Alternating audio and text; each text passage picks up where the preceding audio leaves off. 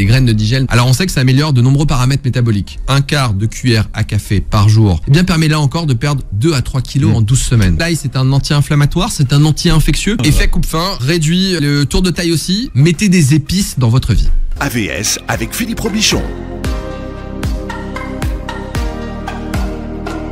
AVS, à votre silhouette ce matin, je reçois le docteur Jimmy Mohamed. Bonjour et bienvenue, Doc. Bonjour Philippe, merci de l'invitation. Médecin généraliste, vous vous êtes en quelques années imposé comme un visage familier des Français.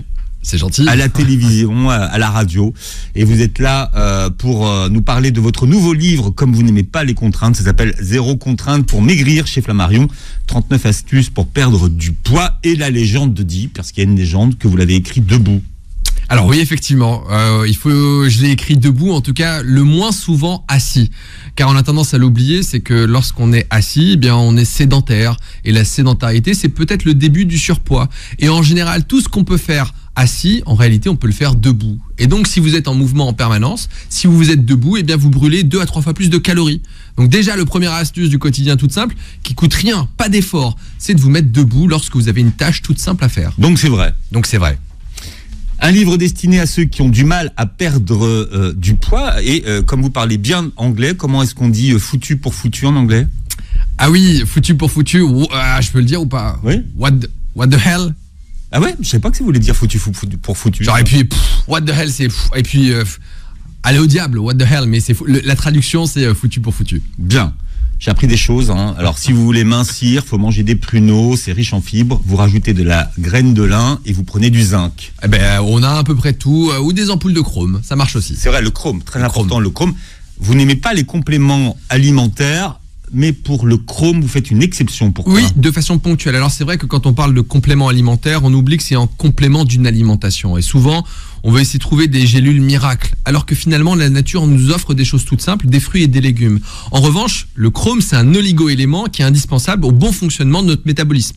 Glucidique, lipidique, et aussi c'est un régulateur de la glycémie, c'est-à-dire du taux de sucre. Et on s'est aperçu que le chrome pouvait améliorer le contrôle du taux de sucre, notamment chez des diabétiques. Mais en plus de ça, étant donné que ça va lisser, c'est-à-dire que vous allez avoir moins de pics de glycémie, eh bien l'une ampoule de chrome le soir pourra réguler les fringales nocturnes. Donc un conseil très simple qu'on peut utiliser durant quelques semaines. L'idée c'est de changer d'habitude, c'est pas de le prendre toute la vie.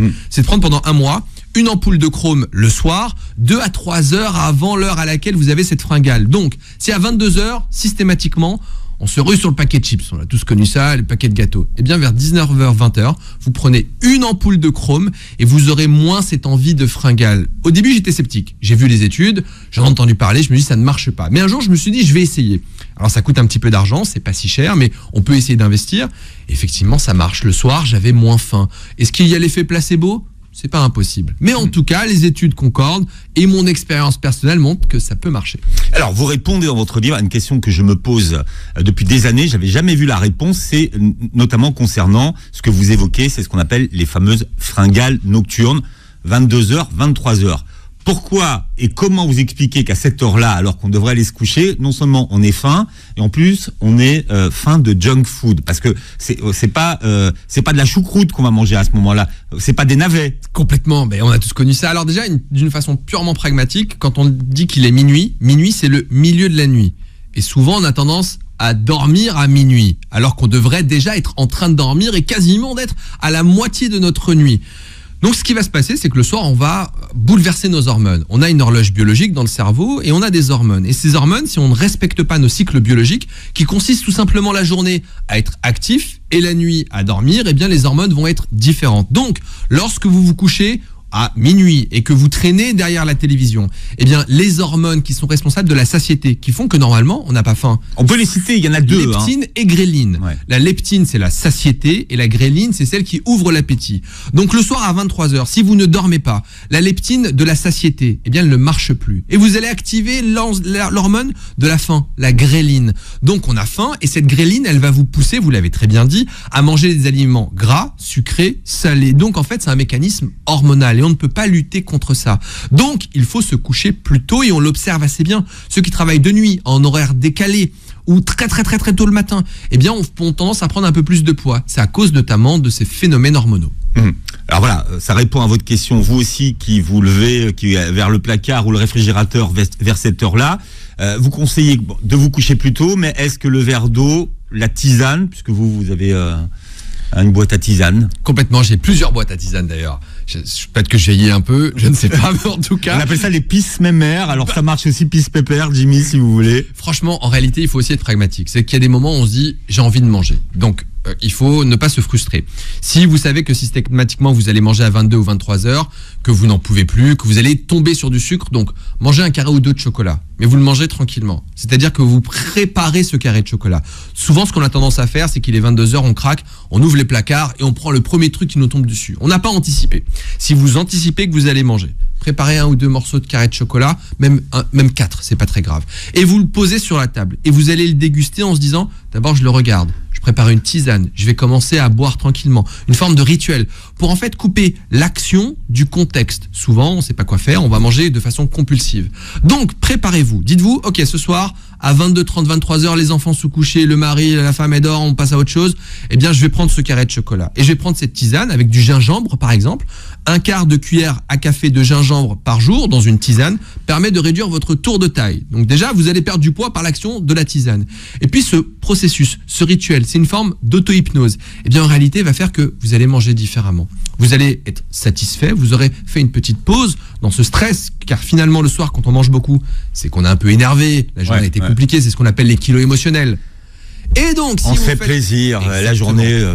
On en a marre. Donc, faites-vous ce rituel parce que ces calories que vous allez ingurgiter, en fait, ils vous font pas plaisir. Sur l'instant, vous êtes content, ça dure quelques secondes. Et puis, avant de vous coucher, vous dites, j'ai fait n'importe quoi. Et puis, le lendemain, vous dites, j'aurais pas dû. Mais sauf que le soir même, on recommence. Donc, il faut casser ce rituel avec un petit peu de carré de chocolat et une tisane. Celle que vous aimez, évidemment, libre à vous, mais le gingembre, ça fait perdre du poids.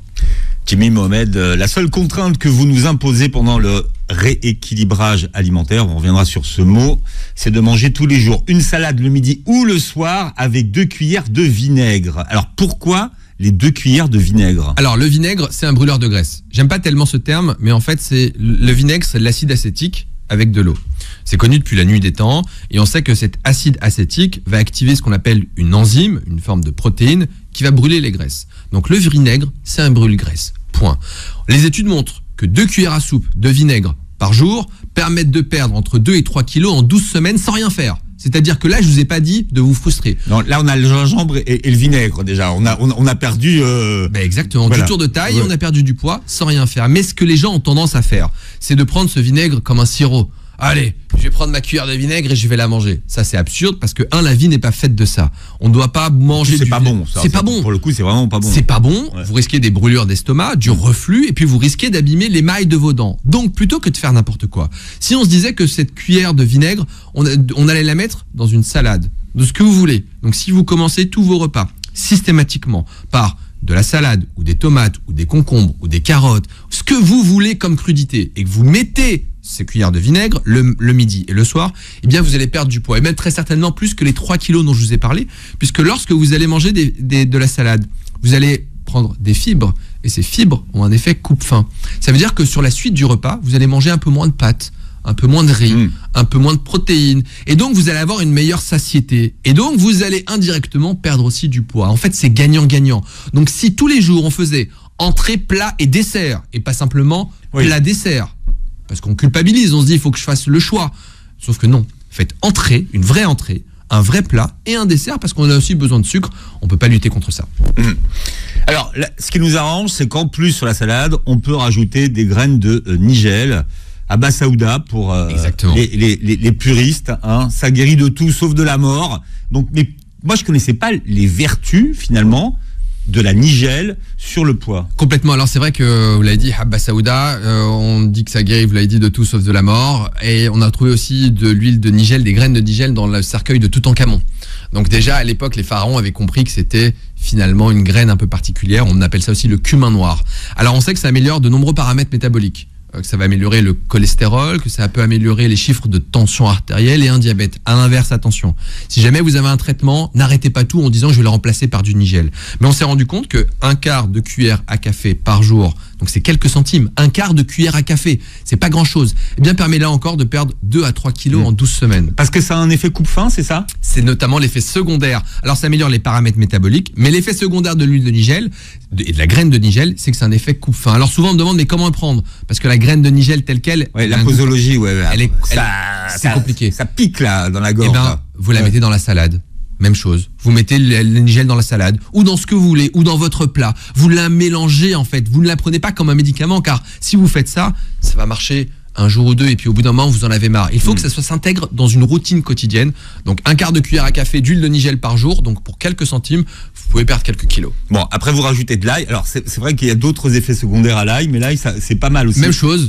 Effet coupe-faim. Effet coupe-faim, réduit le tour de taille aussi. Et donc, ça coûte quasiment rien. En plus, l'ail, c'est un anti-inflammatoire, c'est un anti-infectieux. Donc, quand vous êtes enrhumé, que vous avez une espèce de bronchite, vous mangez de l'ail, ça marche aussi. Donc, en fait, c'est gagnant-gagnant. C'est en gros, mettez des épices dans votre vie.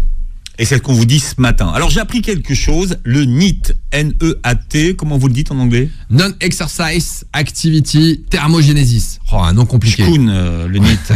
En gros, c'est ce que il faut comprendre que le corps humain, c'est un peu un thermostat. Et qu'on va brûler, on a besoin d'un métabolisme de base. C'est un peu comme le feu dans la cheminée. Vous mettez des bûches, et puis pendant un certain temps, il y a du feu. Donc en fait, votre corps, il fonctionne de la même façon. Vous avez un métabolisme de base où vous allez dépenser des calories, quoi que vous fassiez, toute la journée.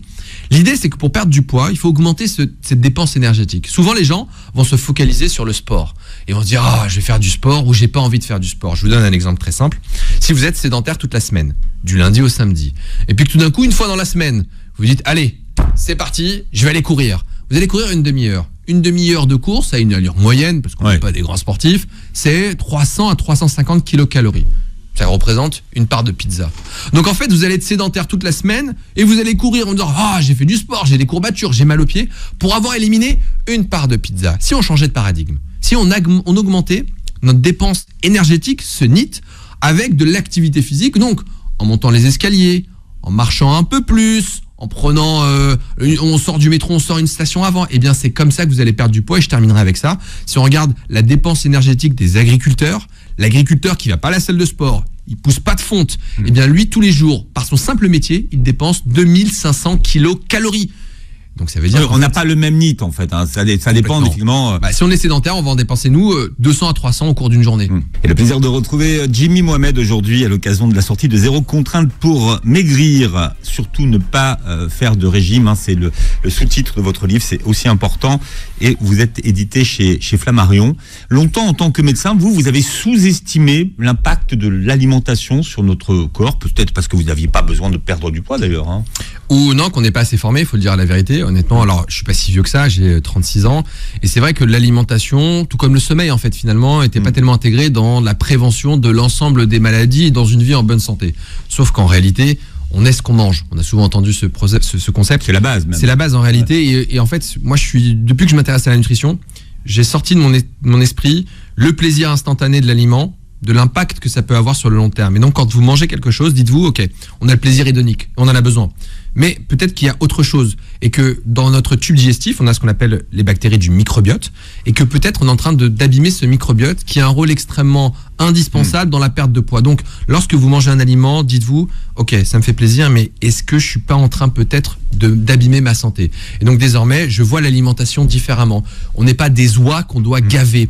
On est des animaux, des humains qui doivent faire attention absolument à l'alimentation, tout simplement pour vivre en bonne santé, car on vit très longtemps, mais avec des pathologies. Or, si on pouvait en éviter un certain nombre par l'alimentation, eh bien c'est gagnant-gagnant. Mais qu'est-ce qui vous a amené, vous, à faire attention? Alors j'ai pris du poids en fait de façon insidieuse. Pas énormément, mais j'ai pris, et souvent c'est le cas, hein, on prend 1 ou 2 kilos par-ci par-là. Et puis je me retourne, je regarde mon poids de forme et je me rends compte que je suis à plus 12 kilos. Et puis je vois des photos à l'époque, je vois ce que je suis devenu, je me dis il y a quand même un problème. Et puis du coup, j'étais un peu plus fatigué, je me rendais compte que j'avais du mal par rapport à avant, car 12 kilos c'est peut-être pas énorme, mais c'est quasiment, c'est presque 2 packs d'eau en réalité. Donc en fait je me suis dit il est temps de faire autre chose. Et j'avais essayé de faire des régimes. Je me suis dit, il y a des moments, on a tous connu ça, il fait beau, on va se mettre à la diète, on va faire du sport, on va courir, mais ça ne marche pas. Et puis après, j'étais frustré, et je me suis dit, non, reprenons à zéro, et voyons ce qu'on peut faire de très simple, et ne résumons pas la perte de poids à un déficit calorique.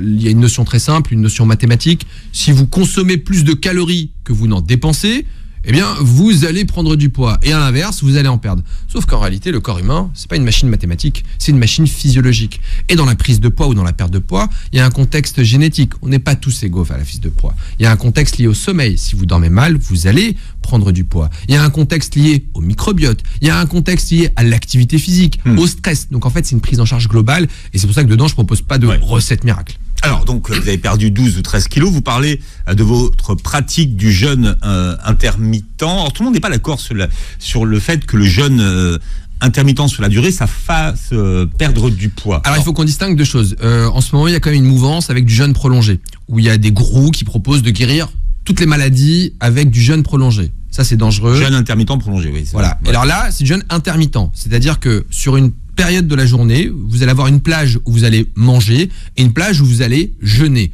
On le fait tous du jeûne intermittent en réalité quand on se couche le soir après le dîner et qu'on prend par exemple le petit déjeuner. Le petit déjeuner, c'est la rupture du jeûne. Sauf qu'on peut se demander, est-ce que je peux pas augmenter un petit peu cette période? Donc si vous faites une période de jeûne qui normalement va durant 16 heures, c'est-à-dire que vous mangez sur une fenêtre de 8 heures. Vous mangez par exemple à midi et vous vous arrêtez de manger à 20 heures. Eh bien mine de rien, ça améliore tous vos paramètres métaboliques. Donc là on sort un peu de la prise de poids, mais vous allez améliorer votre cholestérol, vous allez améliorer votre taux de sucre, la glycémie, vous allez améliorer votre tension artérielle, vous allez mieux dormir et ça c'est les études qui le prouvent. Et à Okinawa, une île au Japon, eh bien vous avez une population où il y a des centenaires et on sait que notamment ils pratiquent du jeûne intermittent. Ouais, enfin mais aussi, ils ont une alimentation qui est quand même très, voilà. Mais on retrouve le jeûne intermittent dans de nombreuses populations qui vieillissent longtemps et en bonne santé. Et donc les études montrent que ce jeûne intermittent ne permet pas de perdre plus de poids que si vous faisiez un régime restrictif. Ça, c'était ma question. C'est d'avoir finalement pratiqué le jeûne intermittent. Est-ce que c'est un facteur de perte de poids? Non. Oui, ça l'est. Oui, ça l'est. Maintenant, il faut aussi le maintenir sur le long terme. C'est-à-dire que si vous faites ce jeûne intermittent, vous perdez vos kilos sur 3 mois. Et puis que du jour au lendemain, vous vous remettez à manger matin, midi, après-midi et soir. Évidemment que vous allez reprendre ce poids. Donc l'idée, c'est d'intégrer ce jeûne intermittent dans une philosophie de vie. Pour distinguer deux choses. La faim de l'envie de manger. C'est deux choses différentes. On a parfois envie de manger, c'est compulsif. Mais est-ce qu'on a vraiment faim? La réponse est non, évidemment. Et dans nos sociétés industrialisées, occidentales, eh bien, on mange beaucoup trop au petit déjeuner. On mange par habitude, souvent. Par habitude. Ouais. Et la journée tourne autour du repas. Le matin, qu'est-ce que je vais manger? Le midi, qu'est-ce que je vais manger? Qu'est-ce que les enfants vont goûter? Qu'est-ce que je prépare à dîner? Qu'est-ce que je peux grignoter? Il faut qu'on change de paradigme et qu'on se dise que le jeûne intermittent, c'est pas une contrainte, c'est une philosophie pour voir les choses différemment. Et les études montrent que ça permet malgré tout de perdre du poids. Alors ce n'est pas une recette miracle, mais néanmoins, et je le constate autour de moi, beaucoup de personnes ont perdu du poids et maintiennent. Et moi, je pense que la clé de la perte de poids et du poids que je n'ai pas repris, c'est lié au jeûne intermittent que je continue de faire, pas 7 jours sur 7. Alors comment vous conjuguez ce jeûne intermittent avec le fait que vous expliquez qu'il ne faut pas sauter de repas? Alors c'est deux choses différentes. Lorsque vous sautez un repas, c'est subi. C'est-à-dire que tout d'un coup, c'est pas du jeûne. Oui. C'est pas du jeûne. Ça revient même dans le sens où mécaniquement vous mangez pas. Mais ce qui va se passer, c'est que vous sautez le repas un peu à l'arrache. Vous êtes frustré. Et donc dès lors que vous avez une petite fenêtre, vous vous mettez à manger n'importe quoi. Alors que quand vous faites du jeûne intermittent, vous savez que vous n'allez pas petit déjeuner et vous consacrez votre énergie sur le repas du midi. Et vous allez en plus de ça manger sur une fenêtre déterminée. Or, lorsque vous sautez un repas, vous allez grignoter tout au long de la journée par frustration, par manque d'anticipation. Vous ne mettez jamais votre tube digestif au repos et donc ça ne marche pas. Et donc c'est deux philosophies totalement différentes. Donc un conseil tout simple, plutôt que de manger un sandwich qui ne sert à rien le midi parce que vous vous dites j'ai pas le temps, eh bien si vous sautez ce repas mais que si vous ne sautez pas ce repas et vous faites du jeûne intermittent, eh bien vous allez perdre du poids sans avoir mangé les calories qui sont inutiles. Alors vous expliquez que le matin, pas de petit déjeuner sauf en vacances. Complètement, c'est une petit déjeuner pas. C'est pas obligatoire. Mais pour moi, il y a une idée que finalement, si on veut perdre du poids, le repas le plus important, c'est le petit déjeuner. Alors c'est vrai que les nutritionnistes disent un peu, voilà, chacun a sa philosophie. Ouais. D'une façon purement pragmatique, les seules personnes qui doivent prendre un petit déjeuner, ce sont les enfants. D'accord. On ne laisse pas partir un enfant le matin sans petit déjeuner. Il en a besoin pour le cerveau consomme énormément de sucre et pour se concentrer, un enfant ne doit pas partir l'estomac vide et interroger les professeurs. À 11h du matin, ils arrivent très bien à distinguer les enfants qui ont pris un petit déjeuner de ceux qui n'en ont pas pris. Mais à l'inverse, dans notre société occidentale, le petit déjeuner, non seulement n'est pas obligatoire, mais en plus il n'est pas adapté. On va manger des choses sucrées. Quitte à manger quelque chose, et certains ont besoin de manger le matin, si vous avez une dure journée de travail avec un métier physique qui nécessite de l'énergie, vous pouvez prendre un petit déjeuner, mais c'est un petit déjeuner salé. Le petit déjeuner comprend croissant, pain en lait, confiture, pain en chocolat, en réalité, il apporte rien si ce n'est du céréales. sucre. Attendez, céréales. Les céréales, c'est un bol de sucre en réalité. Dédicace au chocopop, au miel pop et tous les pop là que vous voulez. Complètement, qui n'ont aucun intérêt nutritionnel. Shoot de sucre. Vous n'allez absolument pas avoir de l'énergie. Vous allez juste stocker du sucre, stocker du gras et avoir très faim. Et on l'a tous connu ce moment. Lorsque vous prenez le matin un petit déjeuner très sucré, vers 11h, vous avez très faim. Tout d'un coup, j'ai très très faim. Et puis je peux vous assurer que si vous ne le prenez pas, ce petit déjeuner, vous prenez un café sans sucre, vous prenez un thé, une tisane, eh bien vous allez tenir. Et à midi, vous arriverez au moment du repas sans avoir faim. Et là, vous pourrez manger et vous aurez fait déjà du jeûne intermittent. Spécial dédicace au docteur Delabo qui nous écoute. Ah mais j'adore, docteur Delabo. Alors lui, il dit par contre, il faut prendre un petit déjeuner, je crois. Mais... Oui, il dit un petit déjeuner, mais... Salé. Fromage, exactement. Fromage. On mange gras le matin. Et voilà. Je suis entièrement d'accord. Bien. Alors après, vous déjeunez tard, entre 15h et 16h. Oui, alors j'ai une pratique du jeûne intermittent un peu particulière. Mon premier repas de la journée en semaine, car le week-end, je me cale avec les enfants. Oui. Mais en semaine, mon premier repas de la journée, il est entre 16h30 et 17h même. Et je fais ma journée normale comme si de rien n'était. Mais du coup, je mange un peu plus tard. Je m'accorde cette fenêtre de 8 heures d'alimentation. Donc, je dîne jusqu'à un peu plus tard, jusqu'à 22h. J'ai une fenêtre de 8 heures. Vous faites un dîner. Vous ne faites pas qu'un déjeuner. Non. Il y a un déjeuner tardif et un dîner tardif. Exactement. Et donc, j'ai une fenêtre de 8 heures où je mange à peu près en quantité normale, sans frustration et sans avoir faim durant la journée. Et c'est là qu'on se rend compte qu'on a un corps qui est finalement une machine absolument incroyable. Le dimanche matin, lorsque je me réveille, eh bien j'ai faim. J'ai envie de manger avec les enfants parce que j'ai cette habitude. Donc on se rend compte que le corps a des pouvoirs et des ressources absolument extraordinaires et qu'il faut qu'on arrête de tourner notre temps et notre vie autour du repas. Et si je prends l'exemple du déjeuner, parfois je me dis, là, ça va vraiment être compliqué, à 11h30, je vais déjeuner. Je peux vous assurer qu'à 16h, j'ai très faim parce que j'ai pu déjeuner trop tôt. Ouais. Donc on se rend compte qu'il faut qu'on revoit les choses différemment avec des gestes simples du quotidien. Oui. Et ce que vous dites, c'est que perdre du poids, c'est aussi une question de contexte. Et c'est ça qu'il faut comprendre. Alors exactement, il faut dissocier l'action du contexte. Pourquoi ? À une époque, je faisais mes visites le soir à SOS Médecins en voiture.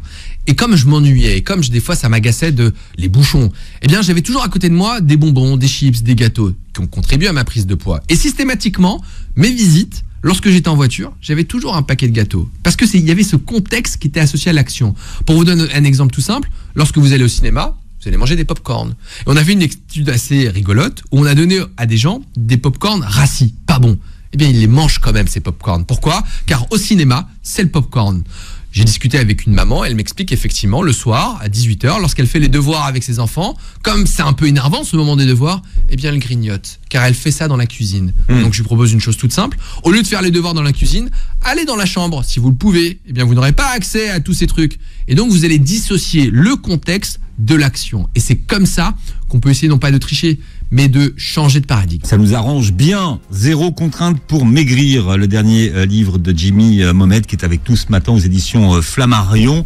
Et effectivement, il faut pas de contrainte. Et vous dites que finalement, quand on parle de nutrition, tout ce qui est radical conduit à l'échec. C'est une évidence. Monodiète, enfin voilà. Tout. On l'a tous testé un jour, à un moment, on se dit allez, du jour au lendemain, ça y est. J'arrête tout, j'arrête de fumer, je fais du sport, j'arrête le sucre, je mange mieux.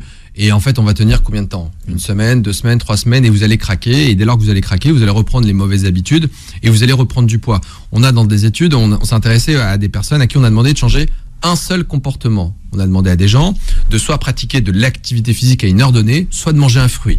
La contrainte n'est pas extraordinaire, d'accord ? Soit vous faites du sport, soit vous mangez un fruit. Eh bien, on s'est rendu compte dans cette étude que pour changer une seule habitude, les participants, il y en avait 100, eh bien, ont mis entre 10 et 250 jours. Ça veut dire que pour changer une seule habitude, il fallait en moyenne 66 jours, alors qu'on dit traditionnellement qu'il faut 21 jours. On disait avant que c'était 21 jours, mais c'est revu. Ouais. Ça s'est revu, mais tout ça, c'est pour dire que c'est une seule habitude. Alors, imaginez toutes les habitudes qu'on a eues au cours de notre vie, qu'on a accumulées. Pourquoi est-ce qu'on devrait tout changer de façon radicale ? Et ça ne marche pas. Donc, faites des changements simples du quotidien. À chaque jour suffit sa peine en quelque sorte. Ce sont les changements minimes dans notre vie qui font maigrir durablement. Complètement, parce que l'objectif, c'est de maintenir la perte de poids. Quand on s'intéresse au régime et qu'on regarde quelles sont les méthodes, la plupart du temps, ils vont faire des études et publier les choses sur 3 à 6 mois. Parce que 3 à 6 mois, ça marche toujours. C'est ce qu'on arrive tous à maintenir en gros. Mais il n'y a quasiment aucune étude, et il n'y en a pas, qui montre qu'un régime marche au-delà d'1 an. Pourquoi ? Parce que les gens retrouvent une habitude alimentaire normale. Et si on regarde sur le long terme, parmi ceux qui ont perdu du poids, seul 1 sur 5 arrivera à maintenir cette perte de poids. Ça veut donc dire que 4 sur 5 vont échouer.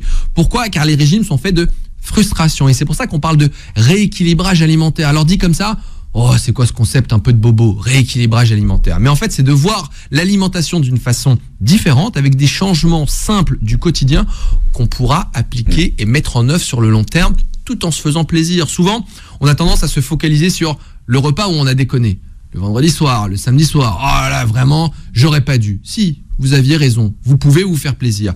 Car si vous consacrez toute votre énergie à faire attention aux 2 à 3 autres repas que vous allez prendre par jour, à la fin de la semaine, c'est 14 à 21 repas, plutôt que de vous obséder sur le vendredi ou le samedi, eh bien là, vous allez perdre du poids. En revanche, 2 repas consécutifs ou 2 jours de suite où vous mangez n'importe quoi, ça devient une habitude. Donc une fois dans la semaine, acceptez de ne pas compter, de ne pas regarder. Et si les 6 autres jours de la semaine, vous avez fait en sorte de manger correctement, eh bien vous allez perdre du poids et sur le long terme, tout en se faisant plaisir. On est invité avec des amis, on mange, on se fait plaisir. On dit pas, ah non, je suis au régime, je fais attention, parce que vous aurez toujours quelqu'un pour vous dire, mais non, mais t'es très bien comme ça. Oh, ça doit être difficile. Vous allez rentrer, vous allez craquer, et puis 2 jours après, vous allez remanger comme si de rien n'était. Soyez indulgent avec vous-même, soyez patient, et c'est comme ça qu'on arrivera à perdre du poids. Un chiffre très simple qu'on donne et que les nutritionnistes donnent, il paraît très peu important, mais à 6 mois, il faut avoir pour objectif de perdre 5% de son poids. 5%, ça correspond à quoi? Quand vous faites 80 kilos, eh bien c'est 4 kilos.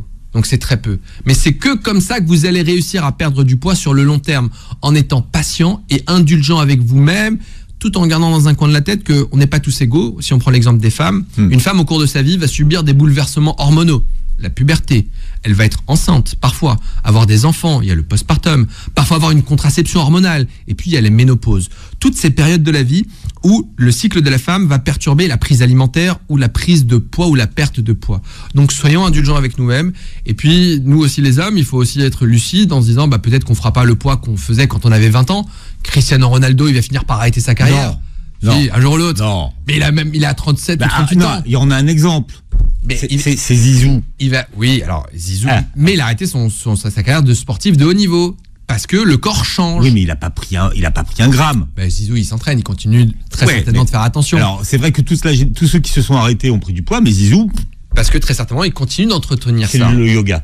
Alors, c'est possible aussi. Le yoga est un vrai sport, en fait. Ouais. Le yoga, on peut avoir un côté méprisant, mais il y a du renforcement musculaire, il y a du contrôle de soi, il y a aussi le côté de la gestion de la frustration et la gestion du stress. Lorsque vous êtes stressé, le soir, vous allez manger plus. Donc, Zizou, il a une forme parfaite, peut-être parce qu'il s'entretient un peu aussi. Oui, je pense qu'il a quelqu'un à la maison qui lui fait une assiette équilibrée et qui l'envoie courir quand il a trop mangé. Est-ce que le secret, Jimmy Mohamed, c'est d'être accompagné? Oui, je pense évidemment. Parce que quand même, ceux qui sont accompagnés, alors c'est vrai qu'aujourd'hui on parle de rééquilibrage alimentaire, il y a beaucoup de coachs en rééquilibrage alimentaire, mais quand on est accompagné, on n'a pas les mêmes résultats. Complètement, puisque déjà on a un être humain. Nous, on a besoin de la récompense. Et quoi qu'on dise, on est comme des enfants. On a besoin d'être félicité ou un peu grondé lorsqu'on va voir un professionnel. On va monter sur la balance. Ah, ça n'a pas marché. On va se dire, j'aurais peut-être dû faire attention. Et à l'inverse, quand ça marche, il y a un renforcement positif. Donc l'accompagnement, c'est la clé du maintien du poids, de la perte de poids sur le long terme. Cet accompagnement, moi je vous le recommande quand vous en avez les moyens, et c'est pas possible, avec un professionnel. Mais les études montrent que quand on est aussi dans un groupe de parole, un groupe de soutien, une association, où tous ensemble, vous allez refaire attention à ce que vous mangez, vous motiver ensemble, eh bien la perte de poids est plus facile et le maintien dans le temps. Et les études montrent que c'est une des clés de la réussite, c'est de se peser régulièrement, donc de faire attention. Alors attendez, régulièrement, qu'est-ce que vous appelez régulièrement en matière de pesage? Toutes les 15 jours ou tous les mois. Oui, c'est pas très régulier. Ça reste quand même un petit contrôle. Et dans les études, on montre que ceux qui font attention un petit peu à leur poids, en le contrôlant une fois par mois, pour regarder, moi régulièrement, une fois par mois, je dis tiens, effectivement, je suis à plus 1 kg, c'est pas très grave, je m'en inquiète pas. Ah tiens, là, je suis à plus 2,5. Peut-être que, effectivement, quand je regarde en arrière, le mois dernier, j'ai peut-être commis des choses que je n'aurais pas dû faire ou que je n'avais pas l'habitude de faire. Et je me dis, tiens, le mois prochain, je fais attention. Et puis, je vais redescendre tranquillement. Et ça m'évite de faire, justement, ces kilos que j'ai pris au fur et à mesure. Donc, contrôlez votre poids progressivement, car le poids qu'on prend, on le prend sur des années, sans s'en rendre compte. Oui, mais même 1 kilo par an en 10 ans, ça fait 10 kilos. Exactement. Tu regardes les photos après, tu dis, et ces 10 années, elles passent très très vite. 1 kilo, c'est pas beaucoup sur une année. Exactement. Mais au bout de 10 ans, vous l'avez dit, c'est 10 kilos et 10 kilos. Vous basculez du poids normal au surpoids, puis du surpoids à l'obésité. Et puis après, c'est un cercle vicieux. Vous dites quelque chose qui est assez intéressant, et là aussi je l'ai pas souvent lu, c'est que c'est bien d'entamer une démarche de rééquilibrage alimentaire en couple.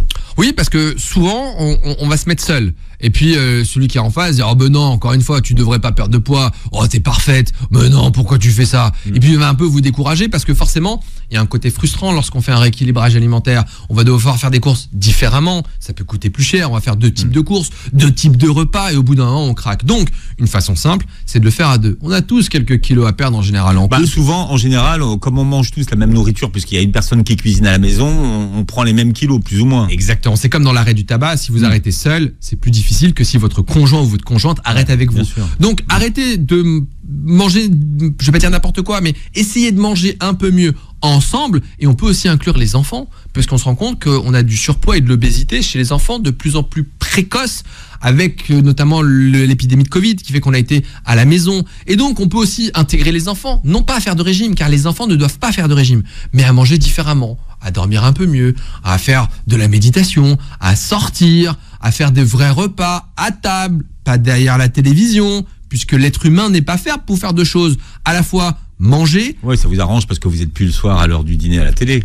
Non, mais il faut être pragmatique. Sacraliser 20 à 30 minutes de votre repas, c'est pas énorme, 20 minutes, où vous allez vous asseoir à table, pour de vrai. Et on n'aura pas le téléphone. Et c'est valable pour les parents et pour les enfants. Pas de téléphone, pas de télé. Pas de télévision. Voilà. On s'assoit. Faut être mangé en pleine conscience. 20 minutes simplement. Parce que déjà, c'est un moment de partage. C'est un moment où on va pouvoir échanger avec les enfants quand on a la chance d'avoir des proches, car on ne sait pas combien de temps il nous reste, donc il faut aussi profiter de ceux qu'on aime.